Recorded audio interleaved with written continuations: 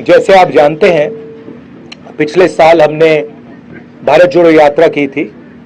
कन्याकुमारी से कश्मीर 4000 किलोमीटर चले, और जो नफरत फैलाई जा रही है, हिंसा फैलाई जा रही है देश में, इसके खिलाफ हम यात्रा की। यात्रा में बहुत सारे लोग हमारे पास आए, झारखंड से आए, उड़ीसा से आए, नॉर्थ ईस्ट से आए, बाकी प्रदेश से आए, और कहा देखिए आपने भारत जोड़ो यात्रा कर दी, कन्याकुमारी से कश्मीर तक कर दी, मगर झारखंड का क्या होगा, उड़ीसा का क्या होगा, नॉर्थ ईस्ट स्टेट्स का क्या होगा, बिहार का क्या होगा, आपको यहाँ से भी करनी चाहिए। तो इस साल हमने दूसरी भारत जोड़ो यात्रा शुरू की है, और इसमें हमने एक शब्द न्याय का लिख दिया है, ऐड कर दिया है, भारत जोड़ो न्याय यात्रा, क्योंकि हमें लगता है कि देश के सामने सबसे बड़ा मुद्दा अन्याय का है। 5 तरीके के अन्याय हो रहे हैं: सामाजिक अन्याय, आर्थिक अन्याय, युवाओं को रोजगार नहीं मिल रहा है, महंगाई बढ़ती जा रही है, पब्लिक सेक्टर यूनिट्स बंद किए जा रहे हैं, सामाजिक न्याय में जाति जनगणना का इशू है, किसानों के खिलाफ अन्याय, और श्रमिक जो हमारे मजदूर हैं उनके खिलाफ अन्याय। तो ये 5 अलग अलग तरीके के अन्याय के खिलाफ हम लड़ने निकले हैं, और भारत जोड़ो का कॉन्सेप्ट भी इस यात्रा में है। अगर आप कुछ सवाल पूछना चाहें जरूर पूछिए।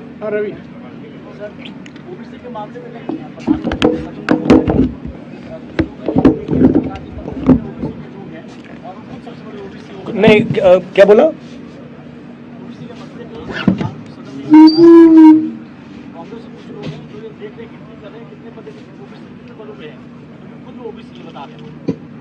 कुछ लोग मतलब राहुल गांधी। देखिए, सवाल सबके सामने है। प्रधानमंत्री अपने आप को ओबीसी कहते हैं, फिर बीच में थोड़े कंफ्यूजन में आ गए थे। पहले कहते थे मैं ओबीसी हूं, बीच में कहने लगे कि हिंदुस्तान में सिर्फ 2 जात है, एक अमीर और एक गरीब। तो उनको पहले तो ये डिसाइड करना है कि जात हिंदुस्तान में है या नहीं है। और दूसरी बात, चाहे वो ओबीसी हैं या ना हैं, हिंदुस्तान के 50% लोग, तकरीबन 50% लोग ओबीसी वर्ग के हैं। दलित 15% हैं, आदिवासी 8% हैं। हम चाहते हैं कि जाति जनगणना हो। हम चाहते हैं जिसकी जितनी आबादी है देश को पता लगे। आज ओबीसी वर्ग को ये नहीं मालूम कि ओबीसी कितने हैं देश में। ये जरूरी क्यों है? क्योंकि अगर हम इनको भागीदारी देना चाहते हैं, प्रधानमंत्री जो भी कहना चाहते कहें, मगर जाति जनगणना जल्दी से कर दें और उससे घबराए ना।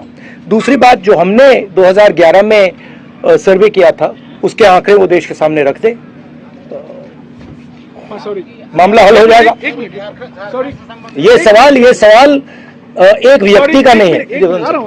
ये सवाल देखिए, ये सवाल एक व्यक्ति का नहीं है, हिंदुस्तान के करोड़ों गरीब लोगों का है। तो भाषण में प्रधानमंत्री का ये कहना कि मैं ओबीसी हूं या मैं ओबीसी नहीं हूं, ये रेलेवेंट ही नहीं है। रेलेवेंट ये है कि इस देश के कितने लोग ओबीसी हैं, वो रेलेवेंट है। क्यों? क्योंकि मैं आपको उदाहरण देता हूं, बड़ी बड़ी कंपनीज में आपको ओबीसी नहीं मिलेंगे, दलित नहीं मिलेंगे, आदिवासी नहीं मिलेंगे। आपको मैंने 90 जो हमारे आईएएस ऑफिसर देश को चलाते हैं उनका उदाहरण दिया, उधर आपको सिर्फ 3 मिल रहे हैं। हेल्थ केयर सिस्टम में, एजुकेशन सिस्टम में आपको ओबीसी, दलित, ट्राइबल नहीं मिलेंगे। तो मैं ये सवाल उठा रहा हूं। हाँ, sorry sir, good afternoon sir. Despite your tremendous effort by you and your party to keep all the Indian alliance stakeholders united, some of your alliance partners is not ready to move an inch, especially from the recent stance, if I specify Mamata Banerjee. What is your take on this? No, that's actually not true. If you look at Mamata ji's statements, Mamata ji is very much part of the India Alliance, and most of the other members who are part of the India Alliance are still members of the India Alliance. Of course, Mr. Nitish Kumar has left the India Alliance and he's gone to the BJP. You can guess as to what the reasons are for him leaving. That's fine. We'll fight in Bihar as the India Alliance. So I don't agree that lots of our partners are not part of the alliance. हाँ जी. Also, there is a negotiation going on. There are there is conversation about seat. These are negotiations. So there is posturing, and that is normal. And sir, if your party gets the maximum number. You asked the question. Thank you. Rahul ji, आप भारत जोड़ो की बात करते हैं, लोगों को जोड़ने निकले हैं. आपके तेलंगाना के सीएम कहते हैं कि बिहार और झारखंड के लोग उसको इमिटेट करते हैं कि ये लेबर के डीएनए से आते हैं, उनका डीएनए में लेबर होना.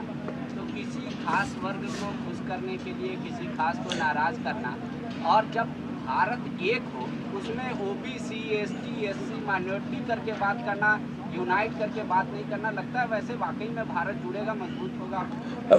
वैसे ही जुड़ेगा, क्योंकि देखिए सवाल न्याय का है. जैसे मैंने पहले बोला, आप मुझे बताइए हिंदुस्तान के टॉप 200 कॉर्पोरेट कंपनी में मुझे बता दीजिए ओबीसी मालिक का नाम बता दीजिए, अभी बता दीजिए. आप अदानी का नाम सुने हैं, टाटा का नाम सुने हैं, बिरला का नाम सुने हैं? मुझे एक नाम बता दो, ओबीसी नाम मुझे एक बता दो. बोलो ना. नहीं बोलो. नहीं आप बोलो पहले. आपके मीडिया हाउसेज हैं, एक दलित या एक आदिवासी मालिक का नाम मुझे बता दो. बोलो. नहीं सवाल ये नहीं है. सवाल वो उसका भी मैं नहीं सुनिए, बात सुनिए ना. आपने मुझसे सवाल पूछा तो मैं आपको जवाब दे रहा हूं. सवाल जाति जनगणना का सिर्फ नहीं है. सवाल यह है कि इस देश में हिस्सेदारी किसको मिल रही है. कॉर्पोरेट सेक्शन में मैंने आपसे पूछा 200 सबसे बड़ी कंपनियां हैं, 500 ले लीजिए. उसमें से आप उनके सीनियर मैनेजमेंट में आप मुझे ओबीसी नाम दे दो, दलित नाम दे दो, आदिवासी नाम दे दो. आप नहीं. क्यों? क्योंकि वहां नहीं. मेडिकल सेक्टर में मैं पूछता हूं आपसे, प्राइवेट मेडिकल सेक्टर में वहां नहीं दे पाओगे. प्राइवेट एजुकेशन सेक्टर में पूछता हूं, वहां नहीं दे पाओगे.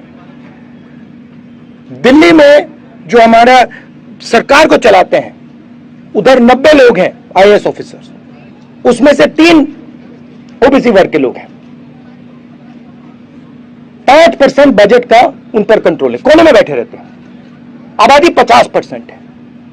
तो अगर आप लोगों के साथ अन्याय करेंगे, हर कदम पे अन्याय करेंगे, तो भारत कैसे जुड़ेगा? आप क्या कह रहे हो और बीजेपी क्या कह रही है? अन्याय होना चाहिए. ओबीसी वर्ग का जो हक है उसको मिलना नहीं चाहिए. दलित वर्ग जो है, आदिवासी वर्ग जो है, उसका हक नहीं मिलना चाहिए. कैसे जुड़ेगा भारत? इसीलिए हमने न्याय शब्द भारत जोड़ो शब्द के बीच में रखा है. अन्याय के भारत में भारत जुड़ ही नहीं सकता. अब मैंने आपसे पूछा 200 कॉर्पोरेट्स हैं, आप मुझे एक नाम नहीं बता पा रहे. मैंने आपसे पूछा भैया ठीक है आप कॉर्पोरेट का शायद जानते नहीं हो, बड़ी बड़ी मीडिया कंपनी में मुझे एक नाम दे दो. अच्छा छोड़ो, आप रिपोर्टर में से मुझे दिखा दो आदिवासी कौन है. हाथ उठाओ ना. कहां है? आप यहां मुझे दलित दिखा दो. हाँ एक है, सैंपल रख रखा है कोने में. तो देखिए देश के सामने सबसे बड़ा मुद्दा अन्याय का है, और सबसे बड़ा अन्याय दलित आदिवासी पिछड़ों के खिलाफ हो रहा है. इसीलिए मैं इसको रख रहा हूं और इसीलिए मैं जाति जनगणना के लिए लड़ रहा हूं और मैं पीछे हटने वाला नहीं हूं. प्रधानमंत्री जो भी कहे. हाँ श्रेया, एक मिनट बात आऊंगा. Can you give me some water, Janab?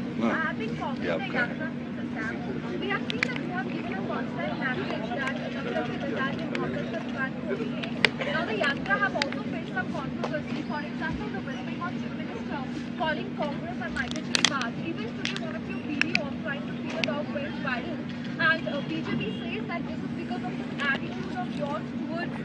What is the video that went viral? You were trying to feed a dog, and that was actually the dog owner. Amit Pandya has been fact-checked also.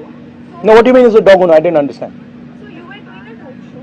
Yes, yes. Where one dog owner came to you with a dog. Yes, I called the dog and the owner, he came. Yes, so you tried to feed the dog with a stick. After the dog was dead, you handed it over to the dog. Oh yeah, because वो बिल्कुल घबराया हुआ था, कहाँ पर था।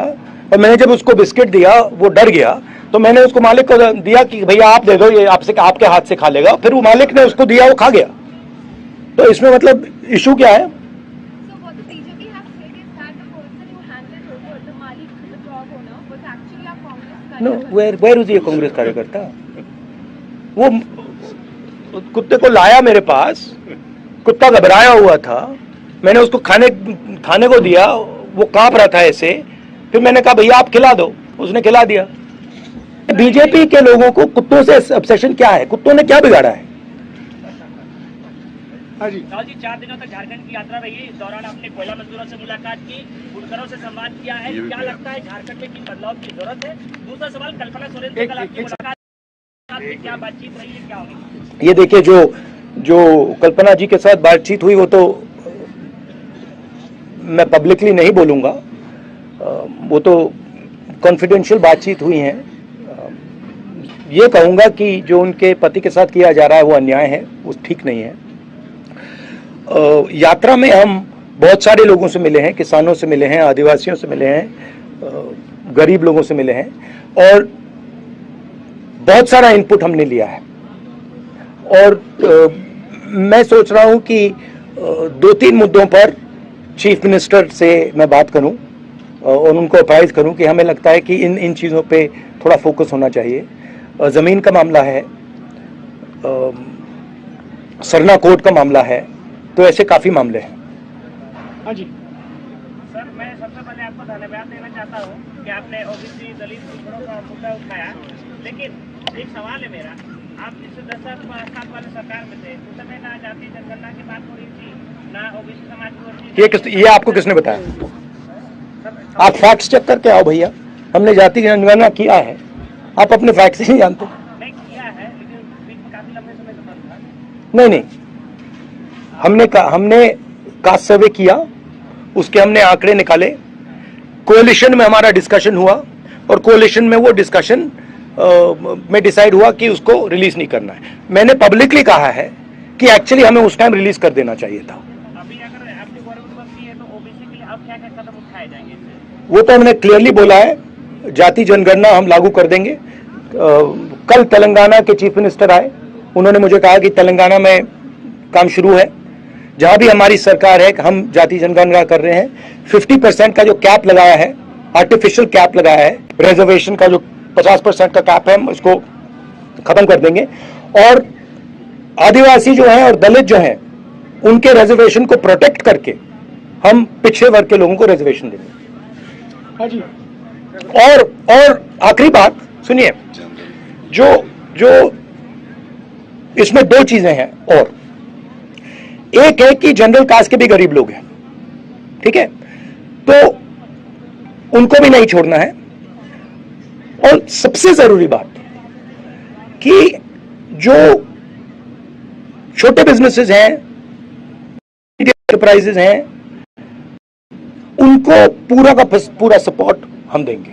नोटबंदी ने, जीएसटी ने इन लोगों को खत्म कर दिया है। तो जो रोजगार क्रिएट करते थे, जो देश को रोजगार देते थे, उनको नरेंद्र मोदी जी ने, अदानी जी ने नोटबंदी, जीएसटी लागू करके उनको खत्म कर दिया है। तो हम एक सेकेंड, तो हम सबसे पहले जीएसटी को बदलेंगे, ठीक है। नोटबंदी के बारे में हम कुछ नहीं कर सकते, वो तो नरेंद्र मोदी जी ने कर दिया। तो जीएसटी को बदलेंगे, उसके बाद हम एक नया फाइनेंशियल प्लान स्मॉल और मीडियम बिजनेसेस के लिए लागू करेंगे, और उसमें हमारा फोकस होगा कि पिछड़े वर्ग के लोग, दलित वर्ग के लोग, आदिवासी वर्ग के लोग, गरीब लोगों को फुल बेनिफिट मिले। हाँ जी, एक मिनट सर, रैलियां हो रही है सर, ईवीएम के विरोध में रैलियां हो रही है, बड़ी रैलियां हो रही है सर, उसका नेतृत्व कब तक आप वहाँ पर आप जा नहीं रहे हैं? क्या आप हमारी, देखिए मैं यात्रा में हूं, हमारी, अगर आप ईवीएम पे पोजीशन समझना चाहते हैं, हमारे पास हमने पब्लिकली डिक्लेयर कर रखी है। जयराम जी आपको उसका एक कागज दे देंगे। हाँ जी, पीछे सर, जब से आपने की है इस यात्रा को, तब से झारखंड में सरकार जो है अस्थिर है, सीएम चेंज हो गए, तो इस परिप्रेक्ष्य को आप किस दिशा में देखते हैं? पूरे देश में ED, CBI, income tax, opposition पर आक्रमण कर रही है, इन इंस्टीट्यूशंस का मिसयूज हो रहा है, जबरदस्त तरीके से मिसयूज हो रहा है। ये रियलिटी है आज की पॉलिटिक्स का। कोई प्रॉब्लम नहीं है। उन्होंने यहां कोशिश की, सरकार गिराने की कोशिश की, हमने रोक दिया, तो हम लड़ते रहेंगे। मगर यह सच्चाई है कि चाहे वो इलेक्शन कमीशन हो, चाहे वो एजेंसीज हो, चाहे वो ब्यूरोक्रेसी हो, चाहे वो पुलिस हो, इन सब का मिसयूज हो रहा है, पूरे देश में मिसयूज हो रहा है। हाँ जी,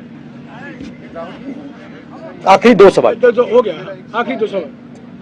जनगणना देश की आर्थिक हालात हर तबके का सामने आए, ये सराहनीय है। मेरा सवाल ये है, पिछले जो 10 सालों से, ठीक है अभी 10 सालों से कोई सेंसेक्स नहीं हुआ है देश भर में, सेंसेक्स मतलब कि जनगणना नहीं, सेंसस जी जनगणना नहीं हुई है और जनगणना से ये आंकड़े नहीं आ रहे हैं। कुछ राज्यों में बिहार ने कराया और झारखंड अभी नहीं। मेरा ये सवाल है कि आपने सामाजिक न्याय के तहत 5 न्याय की बात की। मैं आपके सरकार द्वारा एक कानून बनाया हुआ था वन अधिकार, झारखंड से रिलेटेड, बिल्कुल, लेकिन वन अधिकार कानून लागू करने में वर्तमान सरकार कहीं ना कहीं कमजोर पड़ी है और काफी सारे लोग को जो आदिवासी वन क्षेत्र में रहने वाले आदिवासी हैं उसका वन पट्टा ऐसे ही देखिए ये कहीं डंप हो गया। इसके बारे में काफी बातचीत हुई है यात्रा में। ये कहना कि फॉरेस्ट राइट्स एक्ट को इम्प्लीमेंट नहीं किया जा रहा है, ये गलत है। जरूर थोड़ी कमियां हैं, उनको ठीक किया जा सकता है और उनको हम ठीक कर देंगे। फर्क समझिए, जो गरीब था, जो आदिवासी हैं, दलित हैं, वो पिछली सरकार को एंटी दलित, एंटी आदिवासी मानते हैं। आज एंटी दलित, एंटी आदिवासी सरकार नहीं है। जमीन का मामला जरूरी मामला है और आपने जो पॉइंट उठाया है, मैं भी ये पॉइंट चीफ मिनिस्टर के साथ उठाऊंगा। हाँ जी, आखिरी सवाल।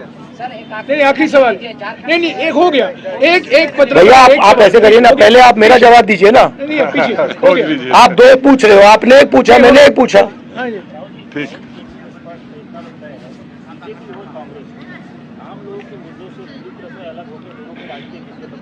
सर क्या बीजेपी हो या कांग्रेस हो, किसी की सरकार हो, आम व्यक्ति तक वो विकास योजनाएं नहीं पहुंच रही जो पहुंच रही। आपको ये किसने कहा? सर मेरी बात नहीं हो जाती सर।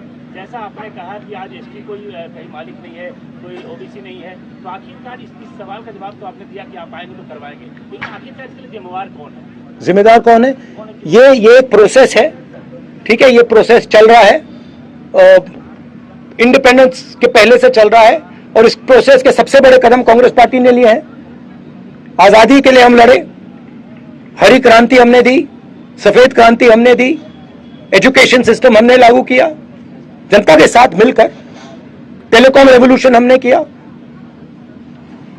तो अब हमने एक नई कमी देखी है, उस कमी को हमने एक्सेप्ट किया, उसको हम बदलना चाहते हैं, उसको हम ठीक करना चाहते हैं। हमें साफ दिख रहा है कि देश में पिछड़ों के खिलाफ, दलितों के खिलाफ, आदिवासियों के खिलाफ अन्याय हो रहा है।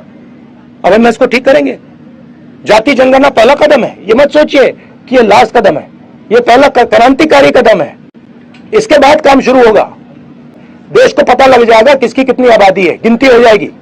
जैसे मैंने कहा, देश का एक्सरे हो जाएगा, सबको पता लग जाएगा, ओबीसी को पता लग जाएगा कि भैया मीडिया में तो हमारा कोई आदमी नहीं है, एक भी नहीं है, कॉर्पोरेट में हमारा एक भी आदमी नहीं है, हिंदुस्तान सरकार में हमारा एक आदमी नहीं है और हमारी आबादी है 50%।